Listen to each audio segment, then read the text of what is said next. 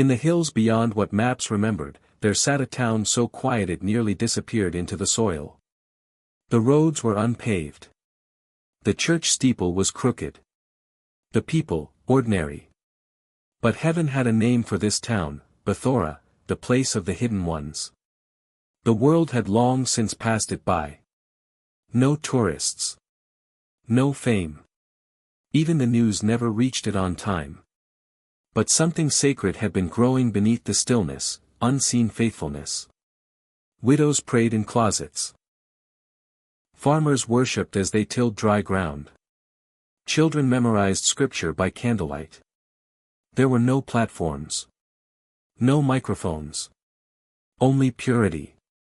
Only quiet obedience. And heaven noticed. Mara was 61 years old, worn by seasons of loss. A midwife. A widow. A nobody to the world. Yet every morning before dawn, she sat by her window and whispered, "Speak, Lord, for your servant is listening." And one morning, he did. "Prepare them, Mara. For I am sending my messenger. The forgotten are about to be found. The faithful are about to be seen." She fell to her knees. She had no platform, no title, no voice the town respected. But she had something heaven trusted, a surrendered heart. In Bethora, there lived, Elias, a farmer who never missed a tithe, though his fields gave little. Anna, a seamstress who prayed for customers as she stitched torn coats. David, a boy who stuttered but sang like an angel when no one was watching. None of them were known beyond their dirt paths. But every one of them was seen by heaven. And on the seventh day of Mara's prayer, a strange wind came through the valley, warm, fragrant, and thick with electricity. The air shimmered. And then, the angel came. He didn't land with thunder.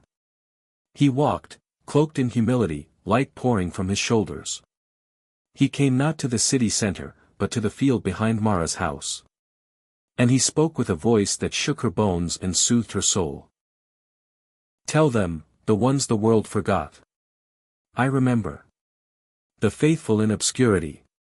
I crown. The ones who sowed with no applause, will reap with glory. For the season of revelation has come." That very night, Elias, who hadn't dreamed in decades, saw fire falling on his fields, and heard the voice of God saying, "You are my friend." Anna wept in her sewing room, sensing a presence that wrapped her like a blanket. And David sang louder than ever before, unaware that an angel was listening just outside his window. By dawn, Mara stood in the church's stone courtyard and spoke to the town, "You are not forgotten. You are not small in the eyes of heaven." The angel came. He saw you. He said your names have been whispered in heaven. He said, "You are seen." The people trembled. Some laughed. Some wept. Others felt hope for the first time in years. And somewhere high above, the angel smiled. After Mara delivered the message, something unseen began shifting in the town of Bethora. The sun seemed to rise softer. The air tasted different. The birds sang melodies that hadn't been heard in years. But it wasn't nature. It was heaven's proximity. The angel had not left. He remained hidden in the town, watching, walking beside the uncelebrated ones, those who never needed a stage to shine, those whose loyalty remained when applause was absent. And heaven began awakening what had long been buried in them. Elias the farmer, who once prayed over broken soil, now felt a heat in his hands. One morning, as he laid palms on the cracked ground of his field, a deep trembling stirred beneath the earth. Days later, green shoots burst forth where nothing had grown for years. But it wasn't just his soil that was healing, it was his faith. "The Lord has touched my hands," Elias said to Mara. "And now the ground listens to him." In the stillness of her sewing room, Anna began hearing whispers. At first, she thought she was imagining things. But every time her needle pierced fabric, she heard a name. John. Elyrah. Joseph. And every coat she stitched with prayer found its way to someone hurting. What she didn't know was that heaven had turned her hands into instruments of intercession. She was no longer just sewing. She was sealing prophetic mantles into every thread. And David, the quiet boy with a stutter, stood before his empty backyard and began to sing what he thought were songs. But they were not just melodies. They were utterances. Ancient, holy, deep. The angel appeared beside him without David seeing, and wept. This one, he sings the sounds of Eden. The next time David sang in church, the people fell to their knees without knowing why. The town began noticing strange things. Time slowed during prayer. Children dreamed of fire and rivers and wings. Strangers felt compelled to stop in Bethora for no reason. Illnesses healed quietly. Arguments vanished mid-sentence. No one knew how to explain it. But Mara did. The uncelebrated are rising. Those hidden in the folds of obedience. Heaven is unveiling them. Not to elevate pride, but to display purity. The oil of honor is flowing where the world never bothered to look. That night, as Mara slept, the angel came again, brighter than before, and this time, he held a scroll. He placed it on her chest and whispered, "This is heaven's decree. The faithful are being marked. The nameless will become the known, not on earth, but in glory. They shall carry the next wave of divine fire. And through their humility, cities will be revived. Tell them to remain faithful, for this is only the beginning." By the third week, Bethora was no longer quiet in spirit. Though its streets remained humble, something divine surged underneath them. People began to feel it. Some wept spontaneously in the market. Others felt the urge to forgive long-held grudges. There were whispers of healing, of visions in the night, and of strangers being drawn to the town by dreams they couldn't explain. But with heaven's glory came heaven's process. The angel, still walking among them unseen, had now been instructed to reveal what was hidden, not just the good, but the true condition of every heart. The angel entered homes, not as a figure of fear, but as a discerner. He brought no sword, yet hearts were pierced. A respected merchant, who had long looked the part of the devout, was shown to have built his fortune on deception.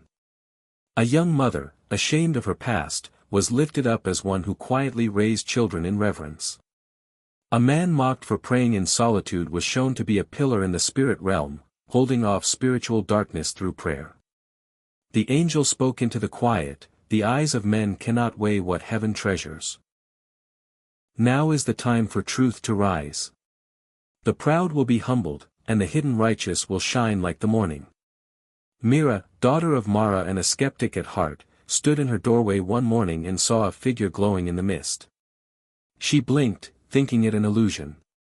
But it was the angel. He extended his hand, not with judgment, but invitation. "Your doubt was honest," he said. "Heaven honors the one who questions from a pure heart. Come, you are seen." She collapsed to her knees. That night, worship erupted not in a church, but in homes. Fathers wept over their sons. Children laid hands on the sick and watched them rise. Elias's fields glowed faintly under moonlight.